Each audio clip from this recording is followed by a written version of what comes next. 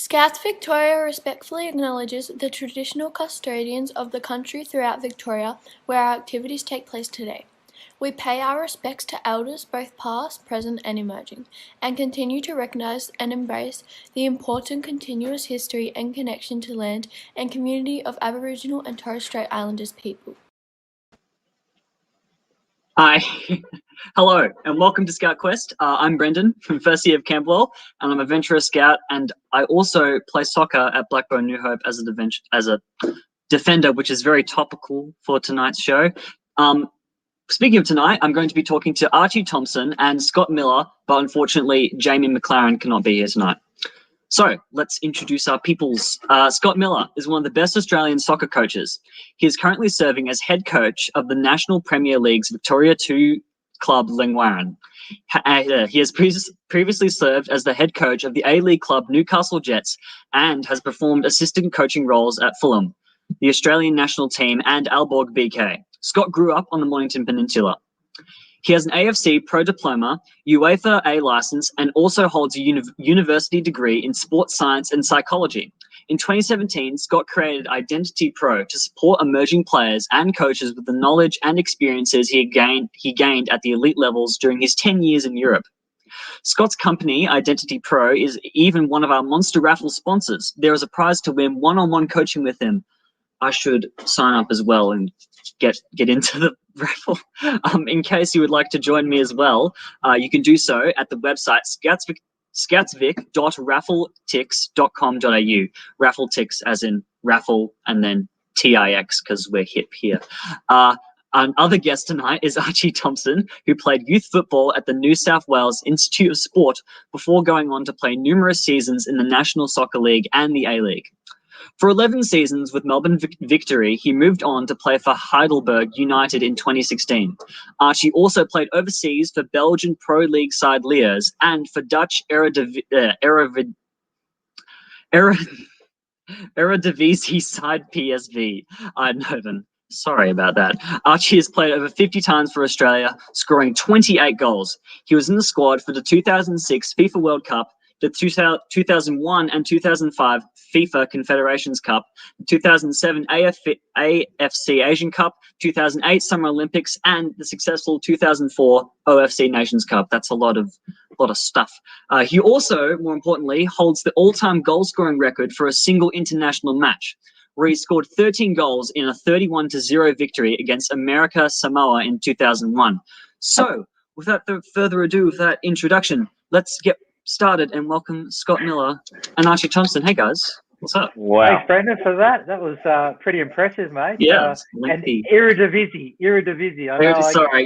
I tried so many times. Do you know how to practice? Please, it's supposed to be my job, and I still get it wrong. And, okay, that makes me feel much better. And I just want to give a quick shout out to Lola and Max, Kilo Scouts. Listen to your mum because she's a superstar. So I hope they do. Brendan, that was unbelievable, mate. Thanks for having us. That's incredible. Okay. I'm surprised you got through all that, but what a CV we've got with Archie Thompson here. What an absolute superstar you are, Archie. How are you keeping, my friend? Yeah, okay. Look, I'm actually really grateful that you guys, Brendan and the Scouts, have given myself and Scotty the official Scout scarf. I know I'm not really great if I turned up and I started wearing it and then you actually had to correct us. But you know, funny enough, I grew up in a small town, Albury-Wodonga, and there was a Scout hall. And every time I used to go past it as a youngster, I was always so envious of all the kids that were there and all the activities that we're doing, and it just seems so much fun. And unfortunately, I couldn't be a part of it, but it's great to see Brendan still involved. Do they have Scouts for old fellas like me and Scotty? Or if you want to, you can become leaders and then teach the Scouts. Scotty, there you go, Scotty. Okay. Why not? There you go. Now we're out of lockdown. I think we've just agreed that Archie and I will come down and we'll meet a lot of you Scouts and we'll do a session with you because it sounds pretty fun to me as well. Yeah, exactly. Wearing upside down, you know. Boom. Yeah, Sounds so good. Yeah, I got it. we're right. We are right wearing it like this, correct? Cool. I'm happy. Well, Brendan, what a job you're doing, mate. I can't believe you got through that bio of everyone. Your pronunciation of some of those things were outstanding. Perfect. You don't know how many times I went through. I actually got a start. I edited a document and putting in the pronunciations for the words because I was struggling really hard, as you saw as I was talking. What's your favourite thing? What's your favourite thing about Scouts, Brandon? What do you get out of it, and what do you learn from it? Well, one, all the people you get to meet, and all the opportunities that I get to do. So, meeting you guys, wow, and going on all of these different camps, and just the experiences you learn and the activities you do is just really fun, and it's actually helpful in life. Oddly enough, going out in the wilderness sometimes and learning all the skills. Yeah, that's it. That's what it means to me. Good man. Do you guys have any experiences of scouting? Any? No, similar to Archie. Growing up, I was always sort of around it, and my school friends were involved, but heavily involved in soccer and things like that. We couldn't, so a bit envious. So in terms of outdoor, my sort of exposure to it was in high school with outdoor ed and things like that, and different understanding of what the Scouts were about. But I was doing a bit of research today, and I'm going to quiz you, Brandon, right? I'm going to quiz you on the Australian Scout law, right? So I want to know what the 3 Australian Scout laws are. Please, my friend, what have you got for me? The Australian Scout law. Yes. On my Under pressure, my boy. My best. There's a new one and there's an old one. Okay, I've been doing this for a while. You tell us the one you know.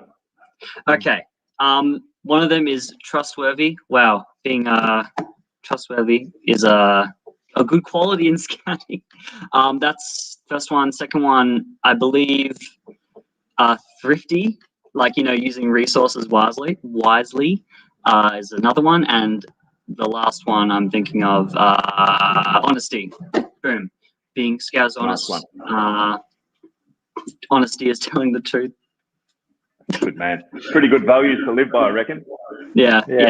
There's a lot more, but I'm losing it. I don't remember any of them. But there's I believe there's 9. There's a lot of them. Yeah, good man. Well, apologies for putting you on the spot. No, that's fine. That's fine. I think I did well. You did very well.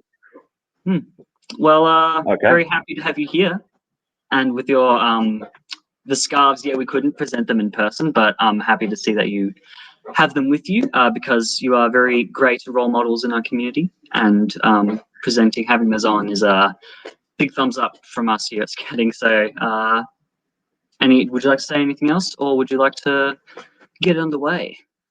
No, I think you've done a top job so far. We'll get back to you later on. I'm just going to talk to Archie now about his career and what it takes to sustain that level of career, and maybe somehow how that can help the young Scouts at home as well in terms of the discipline required to have such a career like Archie. Okay.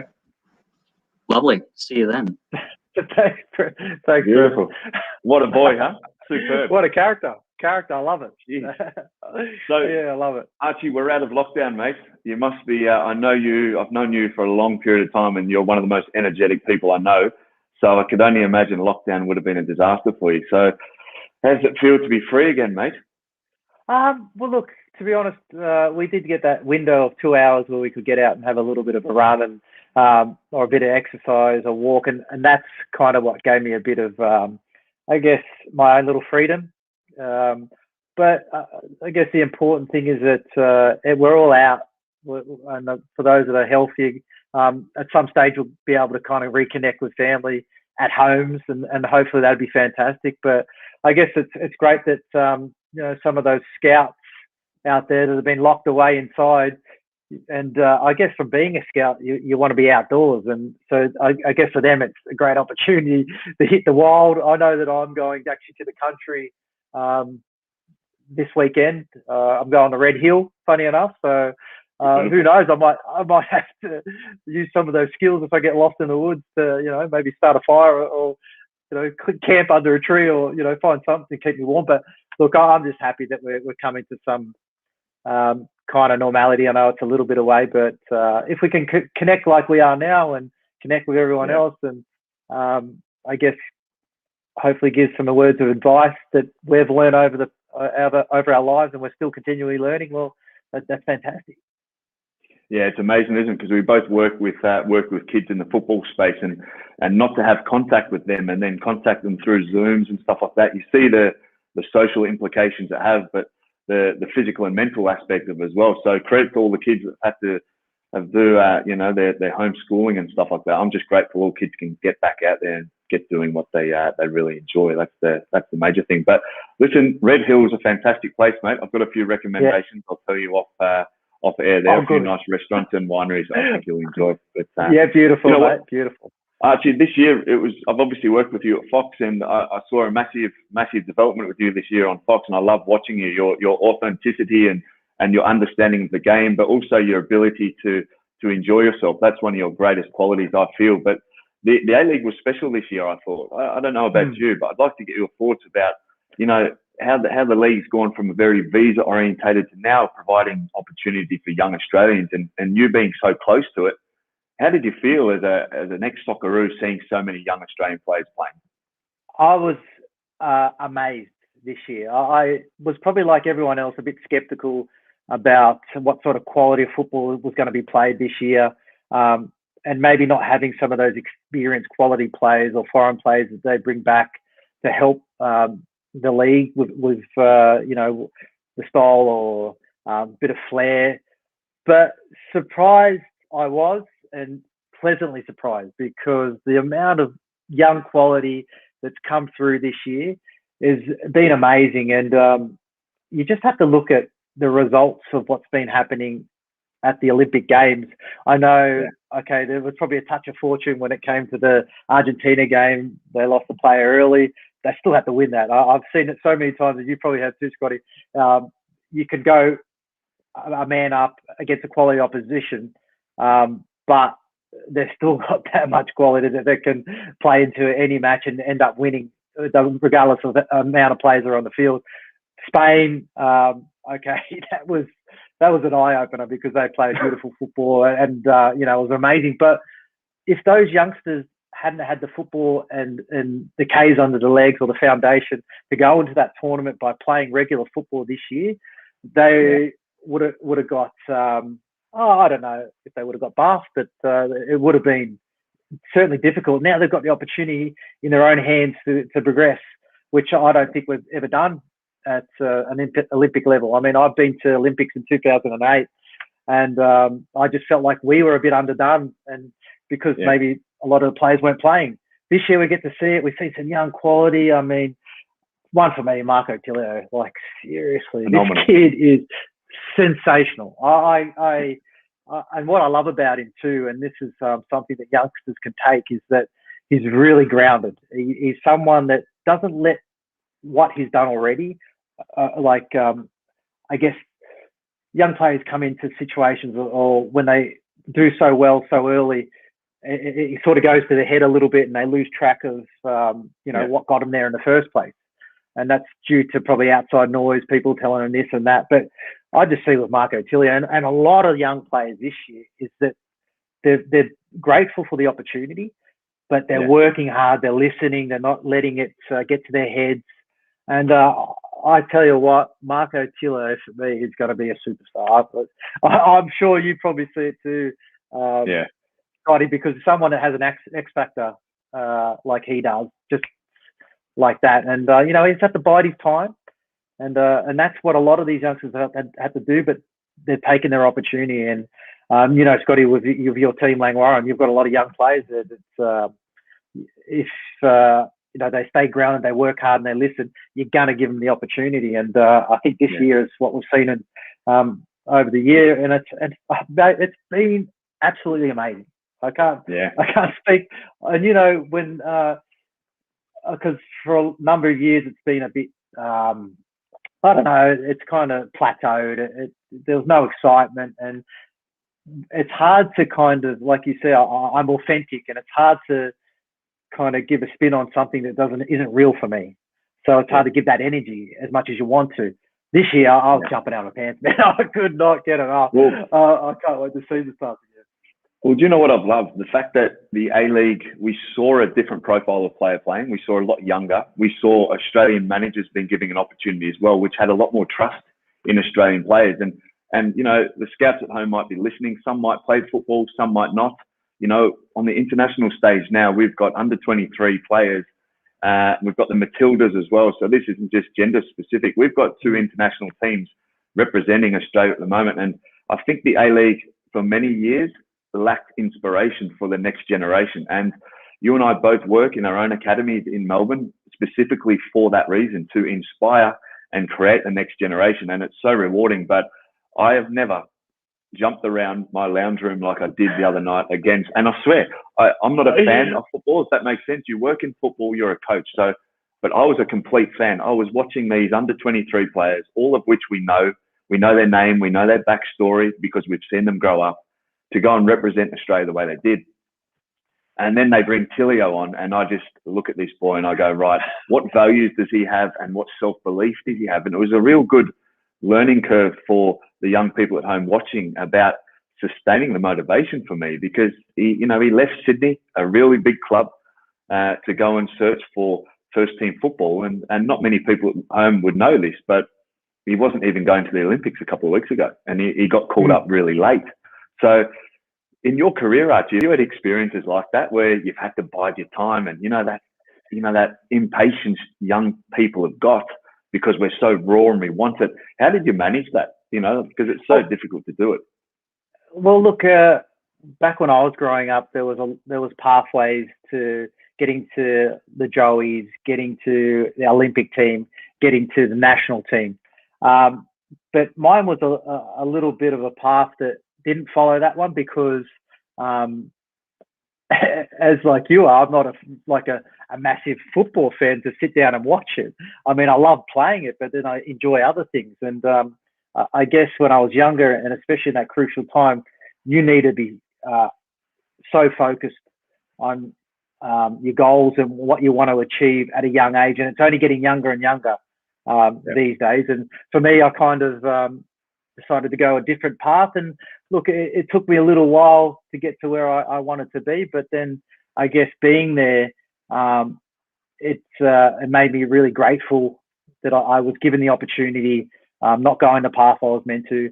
And that's why I never took things for granted. I always worked so hard, and natural ability can only take you so far. It's down to your own determination. It's only down to your determination. It's nothing else. As much as it's a team game, but it's still very individual. But and that's where I kind of took my life lessons into my career, and never took it for granted. And I guess that's why I had such longevity in my football career. And what I love about that story, and your key point there, was that your pathway was different. So everyone speaks about, and we could be talking about, getting the best VCE score back in my day. I'm not too sure what it's called now, so forgive me, but you complete your year 12 and you get your score and you can go to university. But there are so many different ways in which you can end up in your dream career. And, from my perspective, I stopped playing young to then become a coach early, and you continued your pathway. But that's what I think young people need to recognize the most, that no one path is the same. No one path is the only way. And that inspires me when I hear stories from people that have gone different paths and tried different ways and have got to the same outcome, because their story is different and their inspiration can only be a catalyst for someone else as well. But I love hearing stories like that, because, our listeners tonight, they've all got different dreams. All of them are sitting there going, how can this relate to me? But ultimately, whatever you want to do in your life, your dream, it's not going to go as planned potentially all the time. And you've got to be ruthless with your mindset. And you would have been that. I mean, look at your CV, Olyroos to a Socceroo. You've been an Olympian. So right now I'm talking to an Olympian, and now boys are playing tonight. And how special that must have been for you. Well, the funny thing about that story is, and like you touched on there, it's like everybody's path is different. So you can't get down on yourself if you didn't make this certain, maybe we're talking football, if you didn't make that team, or scouts, if you but maybe didn't get that badge. It's like, it's just those sort of things that I took into the Olympics in 2000, where I was part of that whole generation. And when it came to the last hurdle of being selected for that Olympic team, I just missed out. So I was a standby. And if you're not part of that squad, you're a standby player. And standby players, I actually felt so out of it that it left a really sour taste in me, real sour taste, because I just didn't feel a part of it. And I was so disappointed about that. And but funny enough, 8 years later, I get a call and from Graham Arnold, and he said, "Look, Archie, do you want to go to the Olympics as an overage player?" And I'm like, wow, hell yeah, I do. I mean, 8 years earlier, I was so disappointed, and funny enough, 8 years later, I'm going to the Olympics, and I'm an Olympian. Yeah. So, and it's another story that I had too, because when I was growing up, just starting my professional career, I wanted to go play in Spain. I loved Spanish football. Technically, it just suited me because I didn't like the physicality of football. I like the beauty of it. Because you know, me, mate, I don't get stuck. I haven't got the body type for it. But you're too quick. You're too quick for the big heavies anyway, mate. Yeah. But then, funny enough, I had to wait till I was 40 years old, and a mate of mine that was in Spain said, "Archie, do you want to come over and play a couple of games in Spain?" Okay, it was like 5th division, but man, I got to live a dream. I got to live a dream 20 years later. And so that's why, I mean, paths can be so different. But if you keep grinding at it, keep believing, it mightn't happen immediately, but every little good habit leads to something spectacular. And man, when I think about it, I've had a pretty spectacular football career, man. And even yourself too, Scotty. You got to tell the people here what you've done, because I think it's fascinating and incredible too, mate. Well, we've gone down different paths, but I'll just touch on what you spoke about there, because you touched on behaviours and habits, and then before in your previous answer you mentioned goal setting and stuff like that, right? And I want to get your thoughts on, because goals for me can be a bit limiting. I want to reach, and then my next target is my next target, and myself and the way I've lived during my career anyway has been always about let's live by behaviours instead. Because goals can be affected by referees, coaches, COVID. So those goals and they're limited by time, essentially. Essentially, goals are limited short-term, medium. So whereas a lot of the kids I work with, we talk about behaviours instead. And I was just intrigued because you mentioned them both. Throughout your career, have you been a goal setter or more about habits and consistency? Look, I felt like I had a nice balance. I felt like I had goals that I wanted to achieve, but then, like you said, it's limited, it's limiting, and all because of all these other variables, you're not going to possibly make that goal. But for me, it's I kind of changed from that mindset to having things consistent and trying to improve every single time. And it's funny, I always, for as long as I can remember, even players got sick of me saying it, especially players at Melbourne Victory, is that I was someone that always would say, keep it simple. Like everyone would want to try to do these flicks. Everyone would want to do this magnificent ball that cuts through a defense. But for me, it was just keeping it simple and consistent. And once you keep those things consistent and simple, you start to see good habits, and then you can try the outrageous stuff. But for me, it was behaviours of doing things consistently and try to keep on improving on those things every single time. And that's what I do now. Like, so when I talk about behaviours and trying to get into good habits, is like I've read a book, funny enough, Atomic Habits.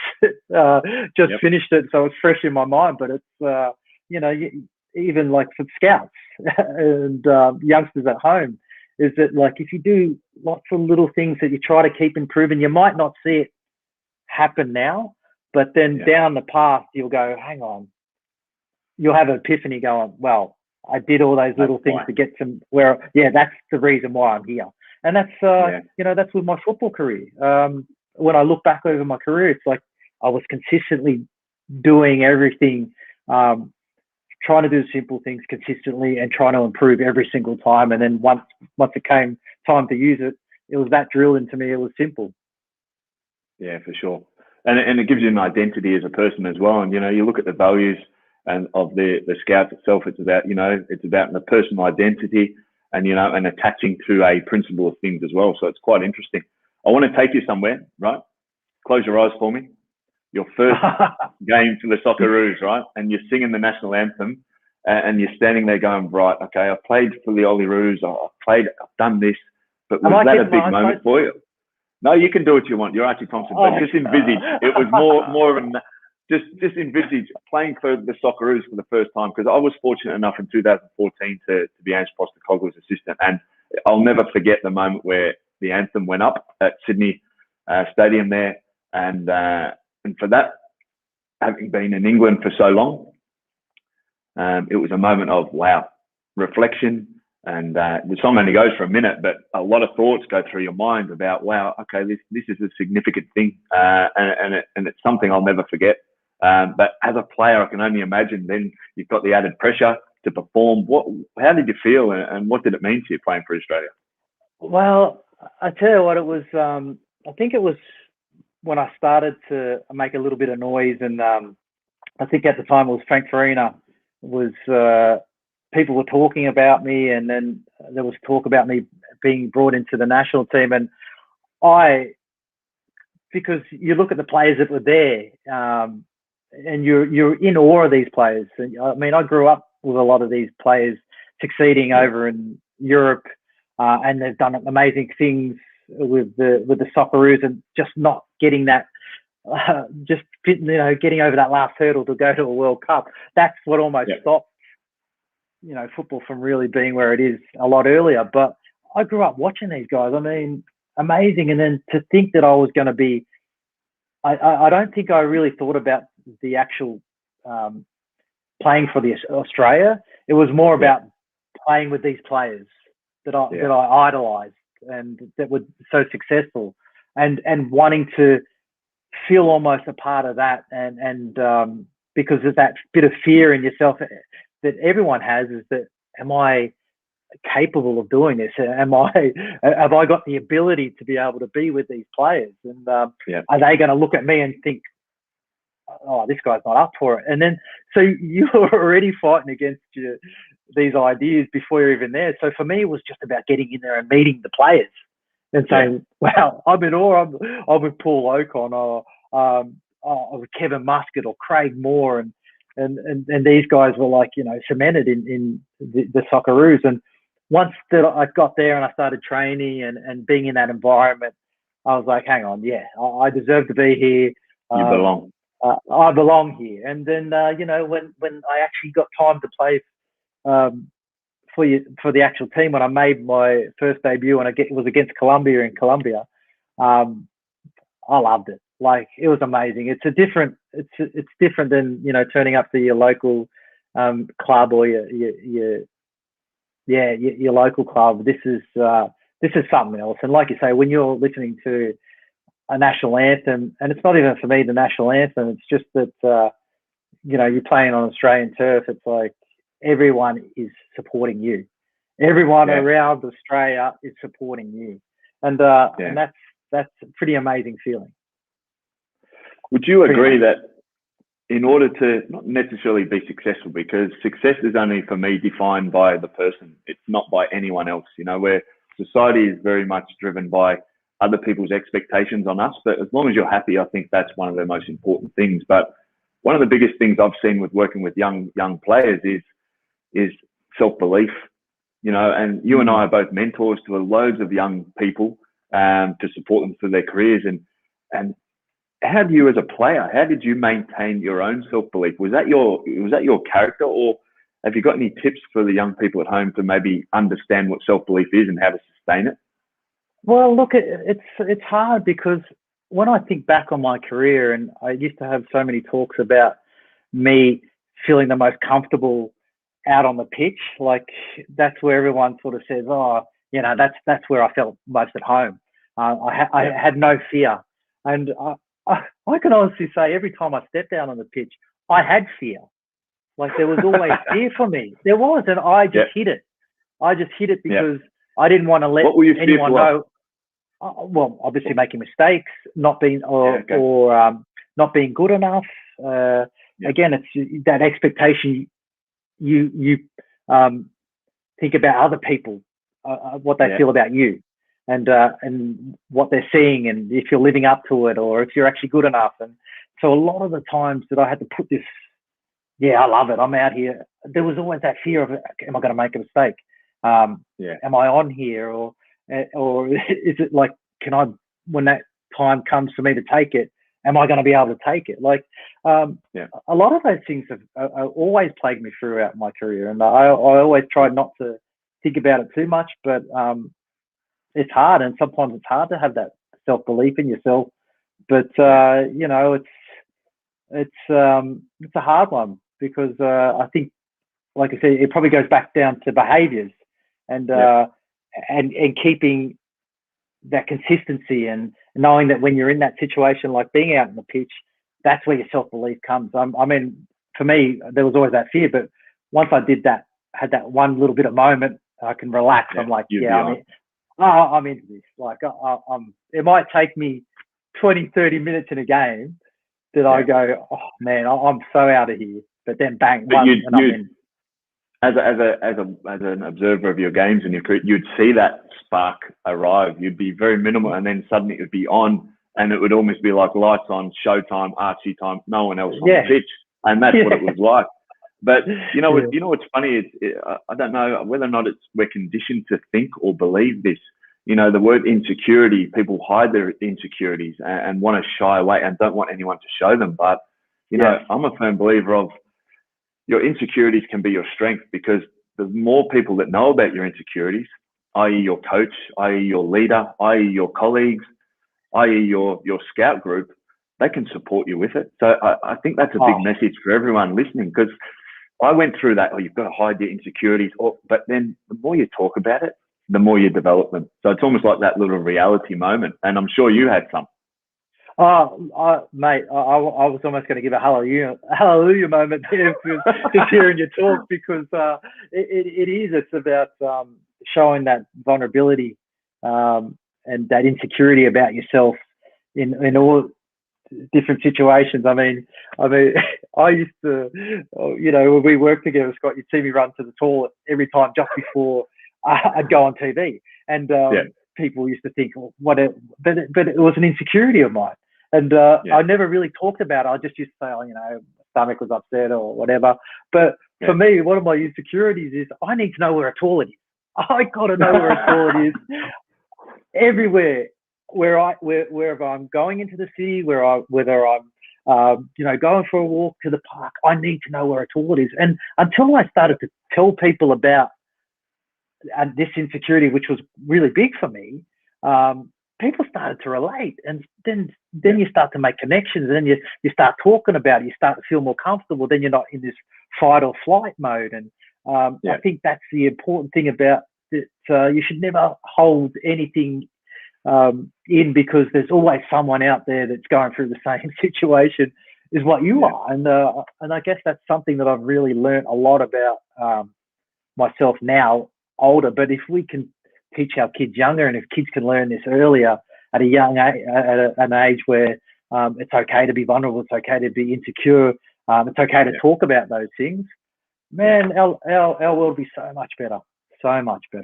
It would, and I guess we'd have a lot more empathy for each other's as well, because we'd understand the situations. Amen. And I wish I could sort of almost go back to when I was a junior footballer and sort of going through those youth development things, and not for the career I didn't have as a player, but more importantly, to understand my teammates more, right? Because I don't know about you, but I love being involved in the team. Not just because of the fun you have, right? But being involved in the team for me is incredible because it's like, you know, you drop something, I pick it up. He drops something, you know, and we're a team and that we bond together, right? But what do you love about a team? Because obviously Scouts is very orientated about togetherness, you know, and working together. What do you love about a team? Well, I think what Brennan said there, it was like, it's about meeting people, building friendships, having fun. When you're down, you're all down together and someone can pull you out if it's just yourself. It's like, you know, it's just all those different dynamics, which I love. Like, I'm not even necessarily, I mean, I love football, but I just love being there in the team. I mean, even if Melbourne Victory said to me, Archie, look, which they did, they said, Archie, we don't need your services anymore. I'd say, well, look, is it okay if I just still come to the change room? I don't even have to play. I just want to be a part of that because there's something special about being part of a team. And and I don't know, I mean, it's because as much as it's individual too, it's like you're still working hard together and you're still striving for something at the end, especially when it comes to football. Like you start your pre-season thinking about the end of the season, where you're going to be, if you're going to win a trophy or not. It starts even before your pre-season. And it's something special about being in a team environment, being part of a team that you immediately have these, it's I guess, I'm getting a bit lost because it's amazing. I'm spewing I'm not part of it now because it's amazing being part of it. You're missing it, mate. I've got a question for you. And you're just there. It's beautiful. I've got a question for you regarding teams, right? Just as a thought, what did you learn about yourself being involved in the team? Because before I get you to answer it, you have to be very selfless in a team, and you've got to understand yourself first, because young people are all dynamic and they all want the similar things, and it becomes competitive. But I don't know about you, but I learned a lot about myself as an individual in teams. But more importantly, what have you learned about yourself, your key traits of being involved in a team? Look, I mean, I've had to learn along the way. I guess it was that first year we won a championship with Melbourne Victory. That first year, for me, I was very much a selfish person, selfish player. It was all about me and how can I look good? How can Archie be the top dog? It was never about Melbourne Victory. And I'm comfortable in saying that, because once that second year came around and I changed my whole mindset of like going, okay, I'm going to do all the hard work. I'm going to run back when I need to. I'm going to do the non-negotiables that I was on pretty much cruise control that first year. If I haven't got the ball, what can I do to work hard for the team? And for me, that's when it all changed for me. And that's when I started to have success. That's when the team started to have success, because it was the team that was doing. I mean, it's individual because you still got to do your individual job, but it's your teammates that make you want to do that individual job better, because you want to do it for them. And that's where I kind of learned that, and it took me a while. And you know, I'm still learning, but I know that you got to think about others before you maybe think about yourself in some situations. But in saying that too, you got to think of yourself in other situations too.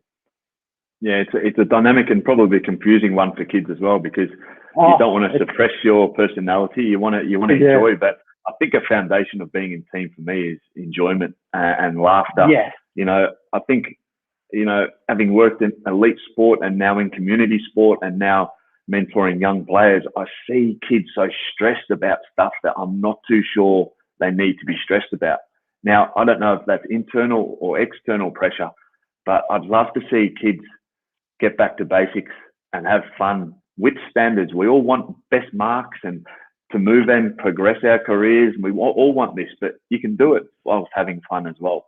I just think with the 18 months we've had in particular in Victoria, I think kids in particular need to recognise that, you know, your youth is some of the best time of your life, but it doesn't stop when you get old like us. I love life. We have laughs all the time because that's what it's about. But when we work, we've got a high standard to what we do as well, and there's that definitive line. Actually, I'm going to ask you a couple of questions, okay? Because I'm curious. I've never asked you these ones. So quick fire, right? Quick fire questions. So now don't go on. It's not a long-winded story. These are quick. Man, I always go on. Yeah, don't worry. All right. I love your stories. Ready? Best experience in football. Going back to play for Murray United and MPL 3. Okay. All right. I want you to expand on that, because that for me shows incredible humility from where you've played. So why was that the best experience? I think because I got to go back to where it all began. And then again, it gave me an appreciation of, I guess, what I had throughout my professional career, and that I was very grateful to have, because come back to community football, local football, grassroots football, you don't get those things. And that was a real eye-opener. So I'm glad I had that experience, because it was an eye-opener, and I needed it. It was good for the soul. And then it just made me feel, I guess, like that kid again. I mean, I've always been a kid when I've been out in the field or in that environment, but it was just something about going back and not having that pressure or expectation of playing at that elite level. So that's where I got that enjoyment again of playing. And then I got to do it in the country where I grew up, in front of, a lot smaller crowd, but right there with mum, right there with dad, and all my sisters and brothers, and people that I grew up playing football with. And there's that giving back, because you want, especially in the regional areas where I'm from, the game to grow. So that's a key reason why I went back there, to try to help that too. But made me feel young again. I enjoyed the game, and that's why I loved it so much. Yeah, for sure. No, it's a great story. And you know what? You know, it was funny, as you'll explain that story, I'm thinking about your first year in the A-League, when you said it was all about you. And then at the back end of your career, you're doing the opposite. So it just shows you how much you've evolved and how much the game means to you as well. Second question. Are you ready?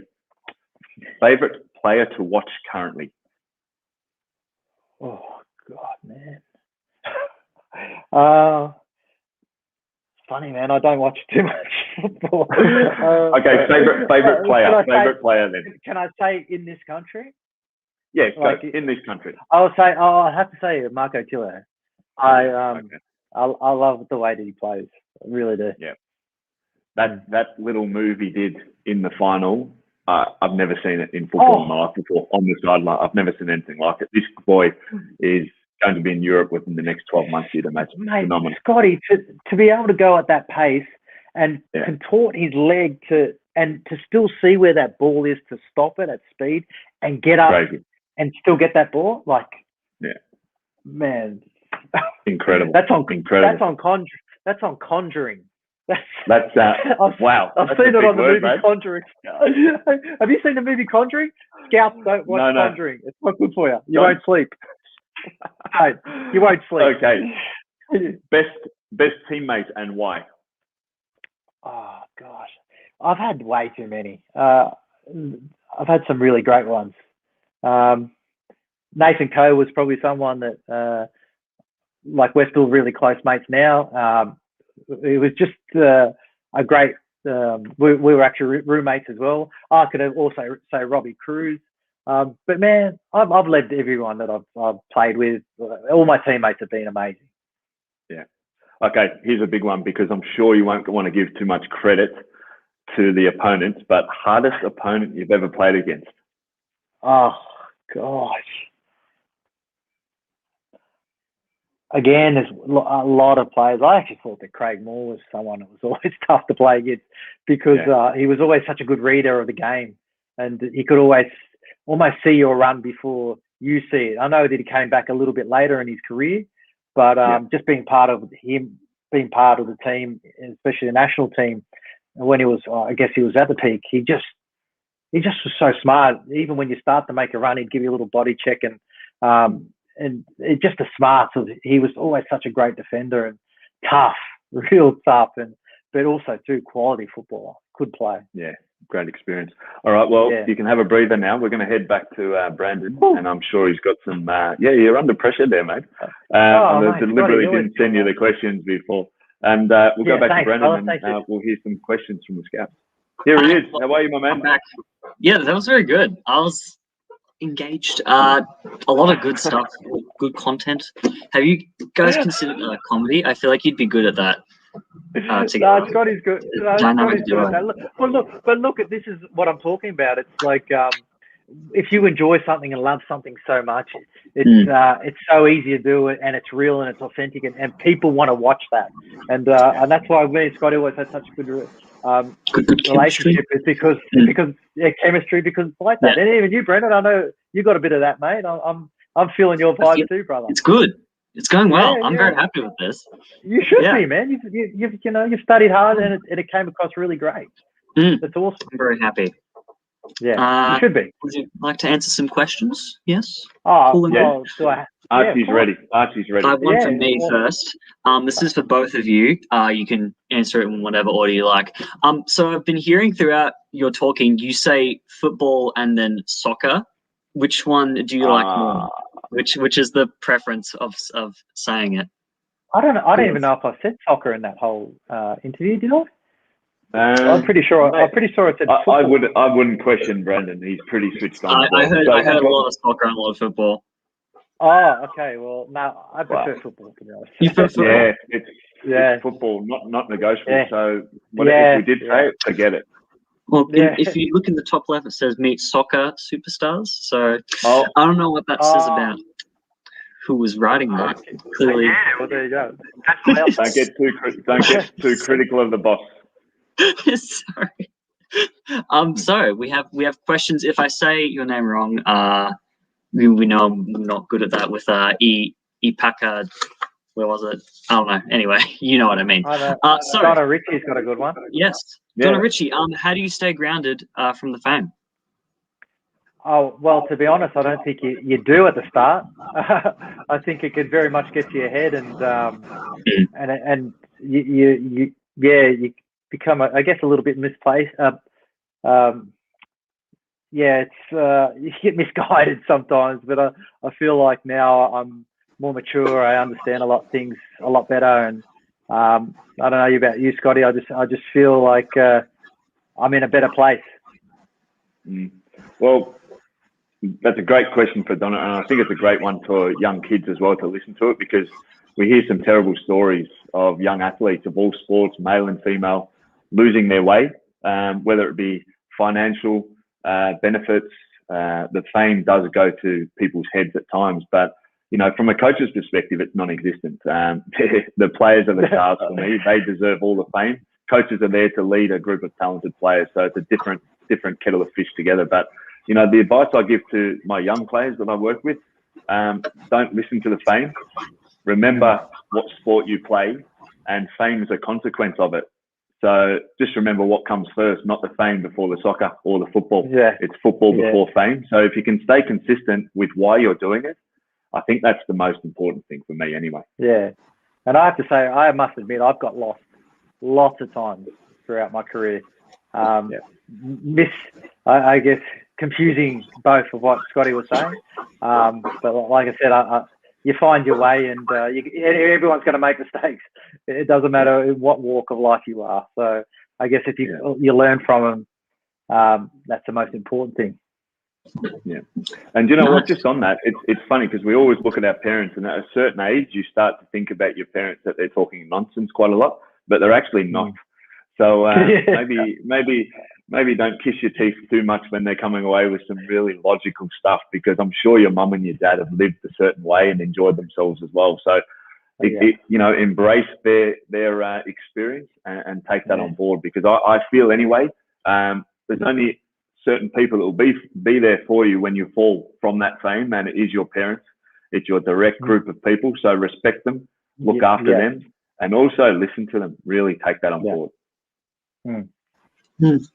Lovely. Well, let's move right into the next one. Jess Bain asks, who is the best manager you've played under, and how did they bring out the best in your team? That's one for you, Archie.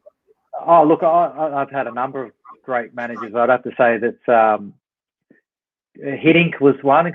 Who's Hiddink was someone that's certainly brought the best out of so many players, even players that were doing so well in Europe. He still brought the best out of them on an international level. So for me, he was fantastic. But then I'd have to go, when I think of local managers, it would have to be Edge Postecoglou. When he came to Melbourne Victory, he was someone that I wanted to play for. And because I respected what he's done and respected what he did at Brisbane. And I was wanting a new challenge, and I wanted to show it under him. And for me, he was fantastic. Lovely. Cool. Chris Gordon says, Tilley from First Montclair, how many hours a week did you have to train?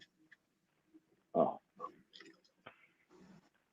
God. I think it's limitless, and from a coach's perspective, and I know you probably want to hear from the players, but the players really driven by the coach's demands, and in elite sport, you've got games, you've got injury prevention, you've got rest periods, so it's not about how much you do, it's about the quality of the work you do. I think that's really important. Yeah. So go and find the best coach you can find at your real infant ages when you're learning the game.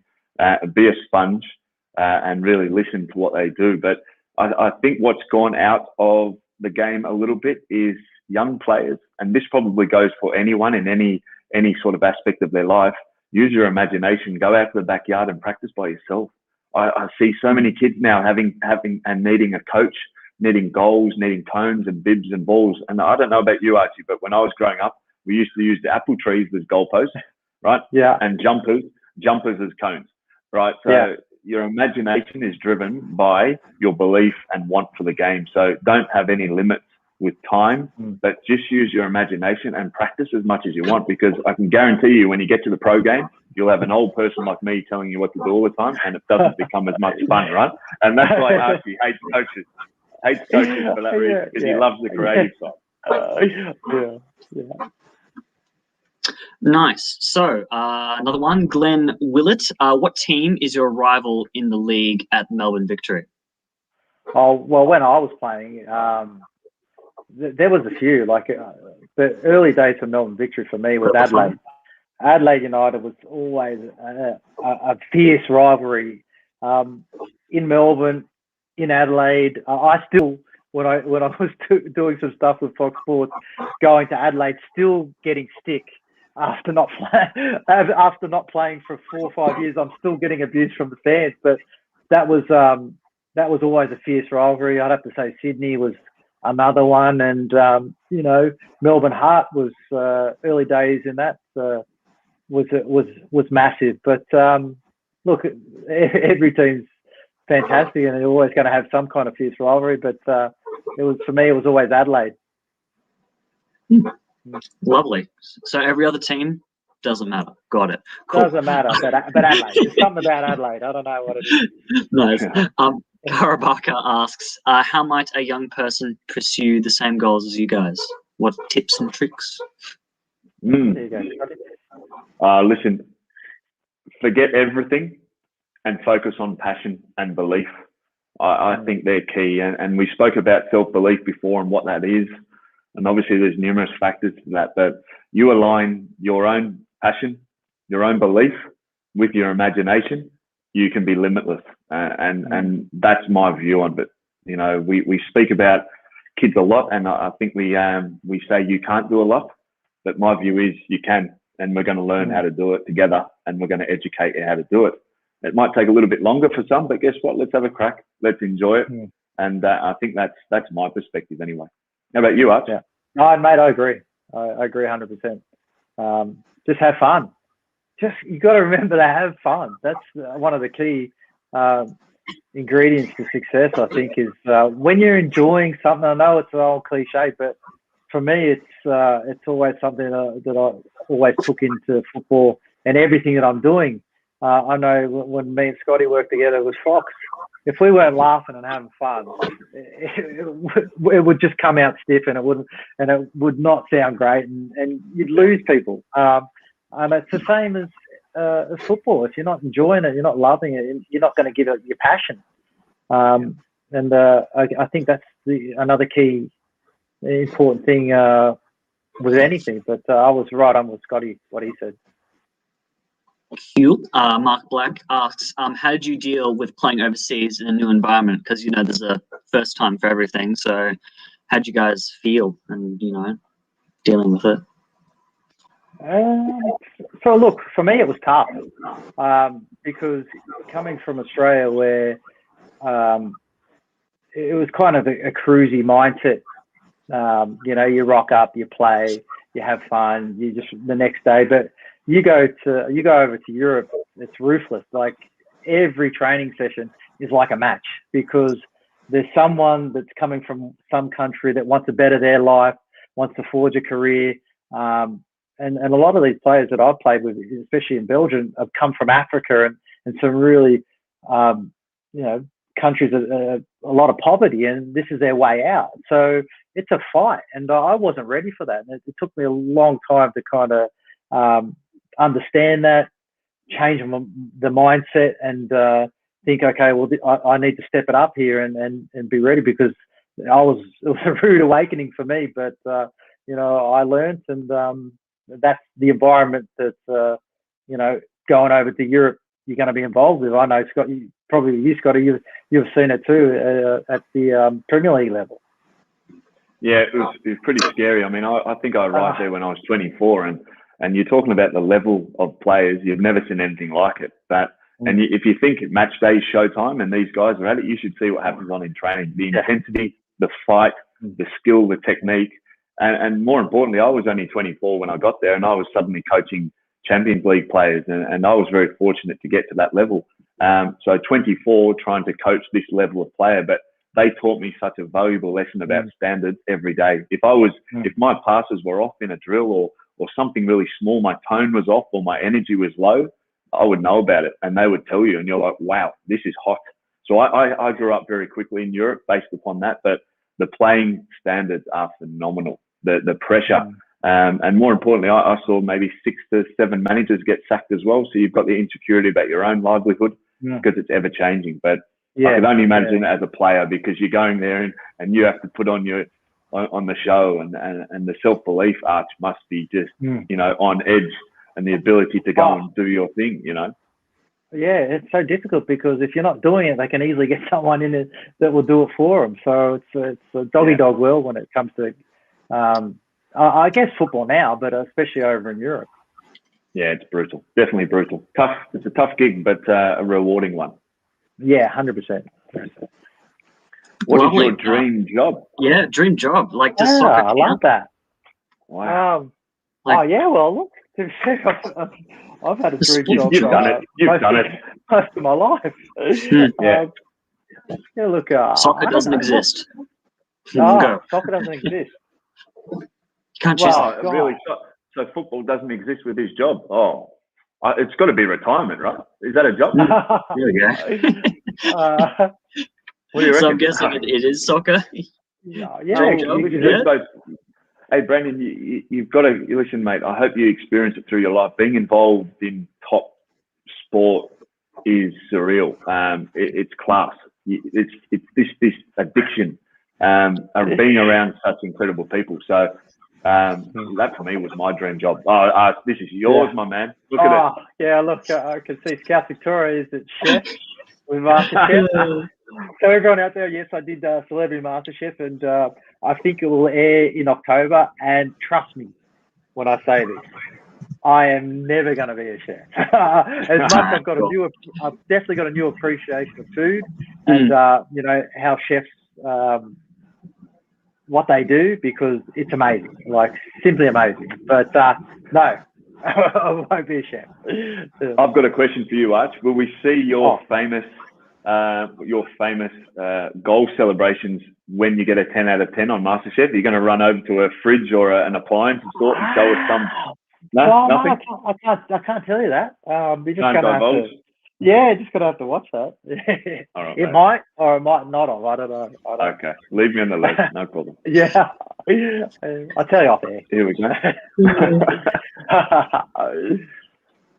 All right. Okay. So we have what's our last one? He asks, what age did you first play soccer? It was like, when did it all start? The origin story. Scotty, for me, it was 4. I was 4. 4. Yeah. Yeah. Damn. Yeah. I would have been around the same in the backyard with my father. Yep. No rules. Yeah. Football. Yeah. Yeah. Mine was mum. Yeah. Mine was mum. Yeah. In the backyard with mum. Isn't it funny, Archie? Back then, at 4 and 5, you had no idea on the scale of where this sport could take you, and I think that's such the innocent thing that just go with it, roll with it, because you don't know where it can take you. 100% agree. Well, before we wrap it up, do you guys want to any words of wisdom to part us with? Well, look, I think like Scotty's got Scotty. Go, Scotty. You go first, mate. No, I just want to say you can host an event anytime, mate. You're fantastic. Right. Cool, thank you. Yeah, I think I did very well. You're a credit to Scouts Victoria. Well played to you. Yeah, I agree. Have you guys been going to Vic Jam? Like, have you heard of it, Vic Jam? Vic Jam. Okay, here we go. So Vic Jam is basically where a bunch of about 10,000 scouts gather in one spot, and that's the dates are end of this year, start of next year, and I don't know, it's just a giant event. It's just in Victoria. It usually would be the whole country, but we can't do that, so we've decided to call it Vic Jam. That's it. It's like, I was thought I could bring it up. Maybe you host the event. You host. Yeah, sure. Just the whole thing. Yeah, I can do that. Yeah, easy. Just a bit of a step up. That's fine. But can I quickly just say? I'll just quickly say. I just want to say thank you for having us, especially me, on this live chat with the Victorian Scouts. If you take anything out of this, it would just enjoy what you're doing and have fun. Don't put too much pressure on yourself. Yeah. Because if you love what you're doing, it shows in your work, and it shows, and you just connect. And I guess when you look at the core values of what Scouts is, that core value should be in every environment for me, because I think those are very, very important. So thank you very much. I'm very grateful to be a part of it. And Lola, Max, go to bed. You got school in the morning. It's 8 o'clock. I think it's about my bedtime too. No, you've got to watch the Olyroos. Oh yes, 9 o'clock. 9 o'clock. Well done, Scotty. That's right. I would like to say as well, just a big thank you. Great stories, Archie, as well. You're a great role model for people in a sense of from your football career, and thanks for having us, guys. Great to be involved. Thanks, Scotty, mate. That's okay. Hope to see you guys at Vic Jam, and I'm sure I'm not the only one who enjoyed that. Getting to talk to you guys. Everyone seemed to, in the comments, enjoyed having you guys coming out, and I can't wait to get back to soccer of my own, hopefully this weekend. Yes, again, thank you so much. Your stories were so good and to listen to. I enjoyed that a lot, especially being here talking to you. Yeah, thank you guys. Thank you, man. I don't know what else to say. Well, just all amazing. you need to do is cut that cord, mate. Cut that live cord and we're out. Thanks, champion.